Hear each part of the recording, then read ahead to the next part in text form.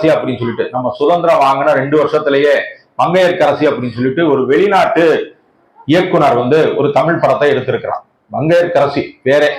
அப்பவே சினிமாவில் மங்கையர்க்கரசி அறிமுகம் ஆயிட்டாங்க.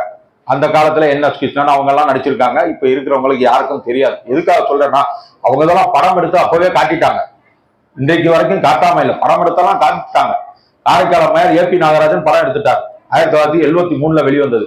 1949 மங்கையர்க்கரசியார் என்ற பெயர்ல படம் எடுத்து அனுப்பிட்டாங்க. அதுவும் ஓரளவுக்கு வெற்றி பெற்றது. மங்கையர்க்கரசியார் யாரு அப்படின்னு சொல்லி தெரிஞ்சுக்கிறது.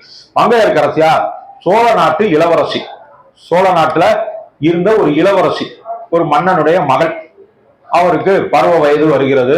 வழக்கம் போல ஒரு மன்னர் பரம்பரை மன்னருக்கு தான் கொடுக்கணும் அப்படின்னு சொல்லிட்டு மதுரையை ஆண்ட நின்றசீர் நெடுமாறன், உங்களுக்கு சரித்திரத்துல வரலாறுல தமிழ்ல நீங்க படிச்சிருப்பீங்க. எப்ப பள்ளி காலங்கள்ல நீங்க படிச்சிருப்பீங்க. அதோட தூக்கி போட்டாச்சு, அவங்க தேவையில்லை இல்லையா.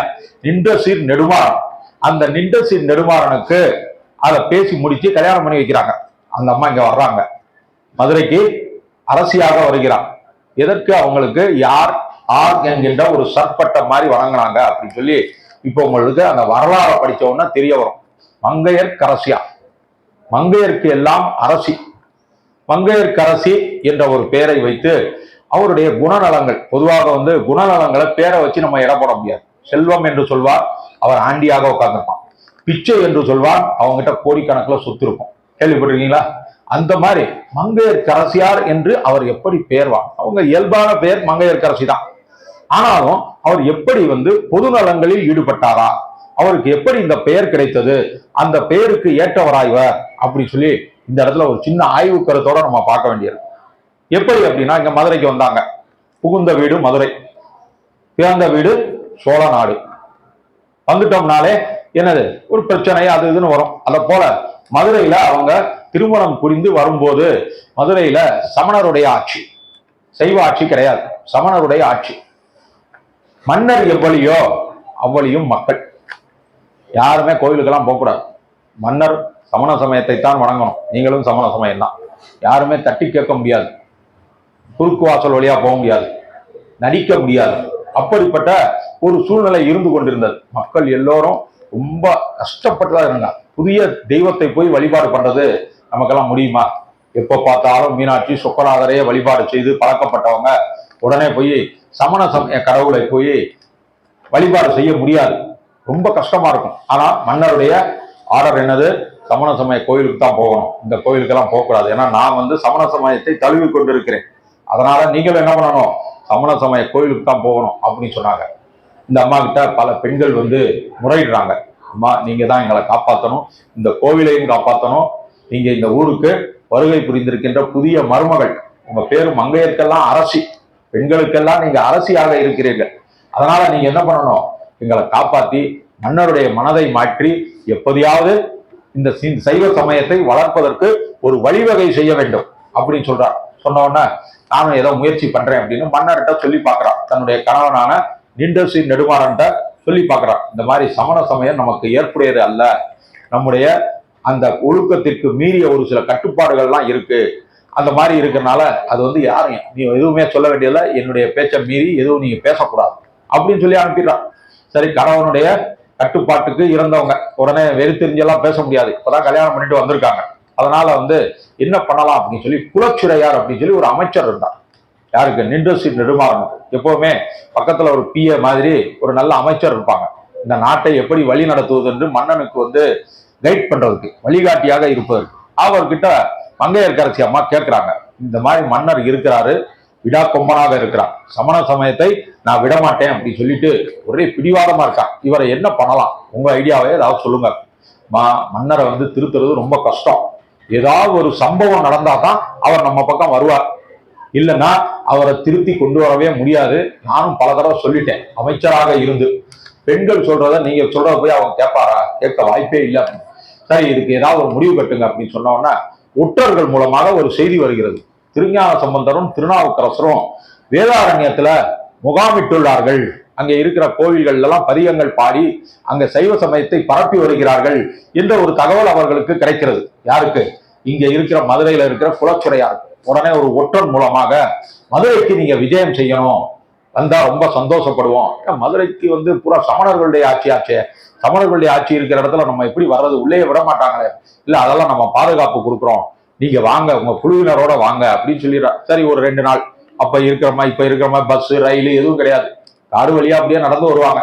நடந்து வந்து எந்த ஊர்ல எந்த கோவில் இருக்கு அப்படின்னு சொல்லி பார்த்து அங்க இருக்கிற பட்டினி பிரச்சனை எல்லாத்தையும் தீர்த்து வைத்து ஒரு சின்ன ஒரு பதியத்தை பாடிட்டு அங்க இருந்து போயிடுவாங்க. அதான் அவங்க வேலையே, வேற எந்த வேலையும் கிடையாது. அப்படி ஒரு சூழ்நிலையில ஒரு வாரம் கழித்து அவங்க வர்றாங்க. அவங்க வருகின்ற செய்தி சமணர்களுக்கு கிடைக்கிறது. ஐயோ, யாரோ திருஞான சம்பந்தர் என்கின்ற ஒரு சிறு பாலகன் ஒரு கூட்டத்தோட சைவ சமயத்தை பரப்புவதற்காக மதுரையில வர்றார். அவர் வந்துட்டாருன்னா மதுரையில இருக்கின்ற நம்முடைய அந்த செல்வாக்கு எல்லாம் போயிடும். இண்டஸ்ட்ரி நிர்மாணம் மனசு மாறி நம்மளை எல்லாம் வெளியே அனுப்பிடுவார். அப்போ வந்து நம்ம என்ன பண்ணுவோம், எங்கேயாவது போய் அடைக்கலம் தேடி போக வேண்டிய ஒரு சூழ்நிலைக்கு தள்ளப்படுவோம். அதனால அவர் வர்றதுக்கு முன்னாடியே அவரை தடுத்து நிறுத்தி ஆகும். என்ன செய்யலாம் அப்படின்னு பாக்குறாங்க. முதல்ல அவர் உள்ள வரட்டுங்க, சின்ன பாலகன் தானே, அவரை போய் நீங்க பார்த்து பயப்படுறீங்க அப்படின்னு கேட்கிறார். கேட்ட உடனே சரி வரட்டும் முதல்ல பார்ப்போம் அப்படின்னு உள்ள வர்றாரு. மதுரை நகரை நோக்கி அப்ப வர்றாரு. வந்து ஒரு இடத்துல தங்குறார். இரவு நேரத்துல எல்லாரும் வரவேற்றுட்டாங்க. காலையில பேசிக்கிறோம். இரவு நேரத்துல அந்த முகாமில் தீயிட்டு கொளுத்துகிறார்கள், தீ வைக்கிறாங்க. யாரு? சமணர்கள். தீ வச்ச உடனே திருஞான சம்பந்தருக்கு ஒன்றும் ஆகல. நல்ல ஒரு சூழ்நிலையில தப்பிச்சுறார், வெளியே வந்துடுறாரு. ஆனாலும் அவருக்கு ஒரு கோபம் வந்துருச்சு. யார் மேலேயோ இருக்கிற கோபத்தை என்கிட்ட காட்டதுனால அந்த அரசாட்சி செய்கின்ற அரசனுக்கு ஏதாவது ஒரு வியாதி வரணும் அப்படின்னு சொல்லிட்டு அவர் சாபம் எடுக்கிறார். காரணம் என்ன அப்படின்னு சொன்னோம்னா, ஒரு சில பேர்கிட்ட இருந்து கருணாக்கு அப்படின்னு சொல்ற மாதிரி வாயில ஏதாவது ஒன்று வந்துச்சுன்னா அது நடந்துடும். அப்ப திருஞான சம்பந்தரை இந்த மாதிரி கொடுமைப்படுத்தணும்னா அவர் என்ன சொல்றாரு, வெப்பு நோய் வழக்கடவாக, வெப்பு நோய் மன்னனுக்கு வழக்கடவாயாக அப்படின்னு சொன்னோம்னா வயிற்று வலி. வயிற்று வலி அப்படின்னா தீராத ஒரு வயிற்று வலி, உடம்புல உஷ்ணம் அதிகமாகி வயிற்று வலி போகவே போகாது. அந்த அளவுக்கு அவர் வந்து சாபம் விட்டு விடுகிறார்.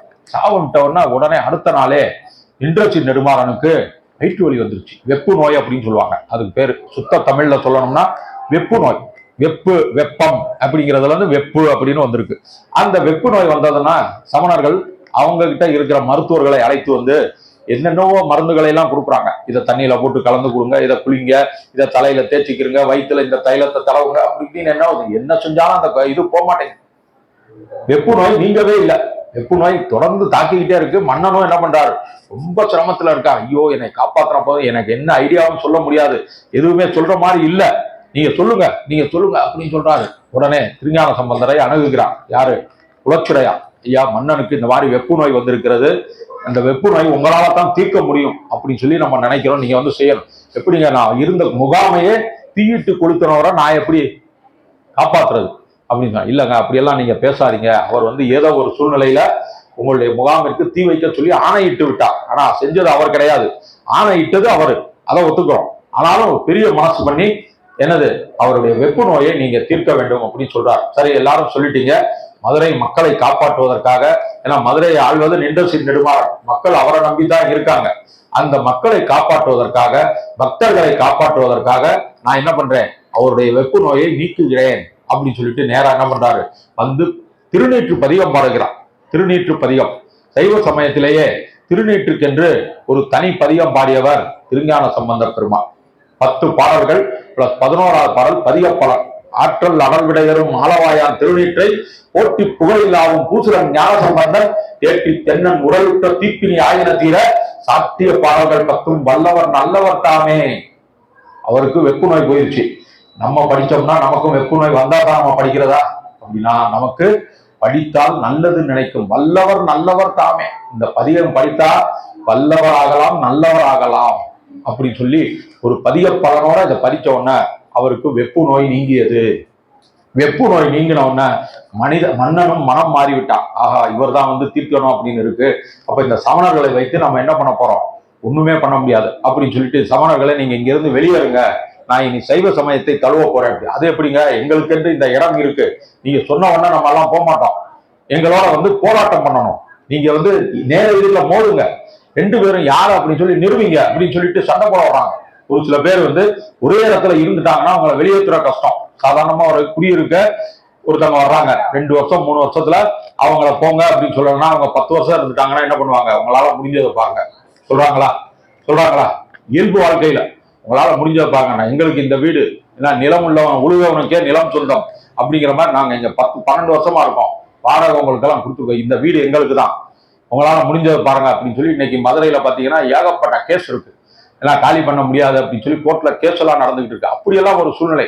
அதை போல எங்களோட புனல்வாதம் அனல்வாதம் எல்லாம் செய்யணும், செஞ்சு நம்ம தோற்றதை ஒத்துக்கிட்டோம்னா தான் நம்ம போவோம் அப்படின்னு சொல்றாங்க. சரின்னு சொல்லிட்டு புனல்வாதம் அனல்வாதம், புனல்வாதம்னா நம்ம ஒரு மந்திரத்தை எழுதி அவங்க ஒரு மந்திரத்தை எழுதி நதியில போடணும், அது எதிரேறி நின்றா தான் ஜெயிச்சவங்க, இல்ல அடிச்சுட்டு போயிடுச்சு வெள்ளத்துல அப்படின்னா தோத்தவங்க அப்படின்னு சொல்லிட்டு புனல்வாதம் பண்றாங்க. புனல்வாதத்துல திருஞான சம்பந்தர் ஜெயிக்கிறார். அனல்வாதம் பண்றாங்க, ஒரு நெருப்புல 2 பேருடைய தெய்வங்களுடைய மந்திரத்தை எழுதி அந்த நெருப்புல போடுறாங்க, இவங்கது எரியல அவங்கது எரிஞ்சிச்சு, அதுலயும் தோத்துட்டாங்க. இப்படி நிறைய வாதங்கள் எல்லாம் நடக்குது. நடந்த உடனே அவங்களே தம்முடைய தவறை வந்து ஒத்துக்கொண்டு அவங்க அங்க இருந்து வெளியேறாங்க. அப்புறம் மதுரை நகரம் சுபிட்சம் அடைகிறது. மக்கள் எல்லோரும் சமண சமயத்திலிருந்து சைவ சமயத்திற்கு மாறி வழக்கம் போல கோவில்கள்ல புனருத்தாரணம் பூஜைகள் எல்லாம் நடக்க ஆரம்பிக்குது. நம்ம கொரோனா மாதிரி ஒரு தடவை சொன்னோம், என்னது உள்ள பூஜை புனருத்தாரணங்கள் நடக்கும், ஆனா மக்கள் யாரும் உள்ள போகக்கூடாது, பக்தர்கள் சொன்னாங்களா. ஒரு 2 வருஷம் வரைக்கும் நம்ம எல்லாம் ரொம்ப கஷ்டப்பட்டோம், 20, 21 எல்லாம். அந்த மாதிரி யாருமே போகாத ஒரு கோவிலை நல்லா புதுப்பித்து நின்ற நிர்மாணம் ரொம்ப வந்து பெயர் பெற்றான். அந்த வகையில மங்கையர்க்கரசியாருக்கு ஒரு நல்ல பாராட்டுதல் கொடுக்கும். மங்கையர்க்கரசி இப்ப வர்றாங்க அப்படின்னு சொன்னா ஏதோ ஒண்ணு நடந்து போகுது, நம்ம இங்க வந்து மருமகளா தான் வந்திருக்கோம் அப்படின்னு அவங்க நினைக்கல. இந்த ஊரையே காப்பாற்றணும், தன்னுடைய கணவனையும் காப்பாற்ற வேண்டும், நம்முடைய சைவ சமயத்தையும் காப்பாற்ற வேண்டும் என்று அவர்கள் பெருமனது கொண்டிருந்தார்கள். பெரிய மனதோட இதை செஞ்சதனால அவர்கள் இன்றைக்கு சரித்திர பெருவாழ்வு பெற்றிருக்கிறார்கள். காரைக்கால் அம்மையாருடைய பக்தி திறன் ஒரு மாதிரி இருந்தது. அவங்க வந்து குடும்பத்துல இருந்து அவங்களுக்கென்று அவர்கள் வாழ்க்கையை தேடிக்கொண்டார்கள். அவங்க வந்து யாரையாவது கூப்பிட்டாங்களா, என்னோட வாங்க எல்லாரும் கூட்டத்தோட சேர்ந்து எல்லாரும் சேர்ந்து பேயாராகி எல்லோரும் சேர்ந்து கைலாயத்திற்கு போவோம் அப்படின்னு கூப்பிட்டாங்களா? யாரையும் அவங்க கூப்பிடல, அவங்க மட்டும்தான் போனாங்க. இது வந்து சுயநலம்னு சொல்ல வரல, அதனால அவர்களுடைய பக்தி திறன் அப்படி. இப்ப கோயிலுக்கு நீங்களே போறீங்க, அக்கம் பக்கத்துல பெண்கள் பேசிக்குவாங்க, வர்ற செவ்வாய்க்கிழமை கார்த்திகை இருக்கு, திருப்பரங்குன்றம் போயிட்டு வருவோமா, வர்ற செவ்வாய் வேணா அடுத்த செவ்வாய் போவோம். போறது 8 கிலோமீட்டரு, ஒரு பஸ் ஏறி போறாங்க. இப்பவும் பஸ் இலவசம். அப்படி இருக்கையில அந்த பெண்கள் பேசிக்கொள்ளக்கூடிய ஒரு உரையாடலை பார்த்தோம்னா ரொம்ப விபரீதமா இருக்கும். போவோம்னு சொல்லுவாங்க, ஒருத்தங்க செவ்வாய் வேணாங்க கூட்டம் இருக்கும், புதன்கிழமை போவோம். சரி, புதன்கிழமை காலையில வெயில் இருக்கும், வேணாம் சாயங்காலம் போவோம். சாயங்காலம் மழை வந்துருச்சுன்னா மழையில மாட்டிக்கிறோமா. அப்படியெல்லாம் செஞ்சு ஒரு 8 கிலோமீட்டர் போறதுக்கு இவ்வளவு தக்கங்கள் 5 பெண்கள்லயே நடக்குது பாருங்க. அப்படி இருக்கையில காரைக்கிழமையார் யாராவது கூட்டிட்டு போவாங்களா? பேயாகி என்னோட வரணும் அப்படின்னு எல்லாரும் வருவாங்களா? கொஞ்சம் சிந்திச்சு பாருங்க. அவர்களுடைய பக்தி திறனையும் நீங்க சிந்திக்கணும். இங்க உட்கார்ந்து இருக்கிறவங்க பக்தி திறனை இடம் போட்டு பார்க்கணும். இவங்க பக்தி திறன் எப்படி இருக்கு, மங்கையர்க்கரசியாருடைய பக்தி திறன் எப்படி இருக்கு? மங்கையர்க்கரசியார் யாரையும் எதுவும் பண்ணல, நீங்க இந்த பக்கம் வரக்கூடாது போகக்கூடாது எதுவுமே கடுமையா எதுவுமே பேசல. அவர்களுடைய பக்தி திறன் மக்களை காப்பாற்ற வேண்டும், சைவத்தை நிலைநாட்ட வேண்டும், அவ்வளவுதான் அவங்களுடைய கணக்கு. சைவத்தை நிலைநாட்டுவதற்கு என்ன அடிப்படை, என்ன பண்ணணும்? மக்களுடைய மனதை மாற்றுவதற்கு, மக்கள் மனம் மாறுவதற்கு தயாராக இருக்கிறார்கள். ஆனா தன்னுடைய கணவனுடைய உத்தரவு இல்லாமல் சைவ சமயம் இங்க எடுபடாது. அப்ப அதுக்கு என்ன வழிவகை பண்ணலாம்? அவருக்கு ஒரு வெப்பு நோய் வந்து அதை தாக்கி அதுக்கப்புறம் அவர் கஷ்டப்பட்டு யாராவது ஒரு வைத்தியரை கூட்டிட்டு வந்து என்னுடைய வெப்பு நோயை போக்குங்க, இல்லைன்னா நான் செத்துருவேன் அப்படின்னு சொல்ற அளவுக்கு அவர் கத்துறார். உடனே இதுதான்டா நல்ல சமயம். சைவ சமயத்துல திருஞான சம்பந்தரும் மதுரையை நோக்கி வந்திருக்கிறார். அப்ப அவரை வச்சு நம்ம என்ன பண்ணலாம்? அந்த வெப்பு நோயை போக்கி எல்லோரையும் காப்பாற்றிடலாம், சைவ சமயத்தை மீண்டும் நிலைநாட்டலாம் என்ற ஒரு பொதுநலம் மங்கையர்க்கரசியாரிடத்தில் இருந்திருக்கிறது. அதனால அவருக்கு ஒரு சின்ன கைதட்டல் கொடுங்க. மங்கையர்க்கரசியார் என்பது அதற்கப்புறம் தான் அவர் வந்து ஒண்ணு இலக்கியவாதிகளாம் கிடையாது. இலக்கண புத்தகம், இலக்கிய புத்தகங்கள் எழுது ஒரு அளவாக வழிபாடு செய்து நல்ல ஒரு பெயரை எடுத்திருக்கிறார். அளவான வழிபாடு, ஏன்னா மக்களுக்காக ஒரு வழிபாடு. இதுதான் மங்கையர்க்கரசியாருடைய நிலை. இப்ப 2 பேரை பத்தி பார்த்துட்டோம். கடைசியா நீங்க பார்க்க போறது இசை ஞானியா. 3ஆவதாக நீங்க பார்க்க போறது இசை ஞானியா.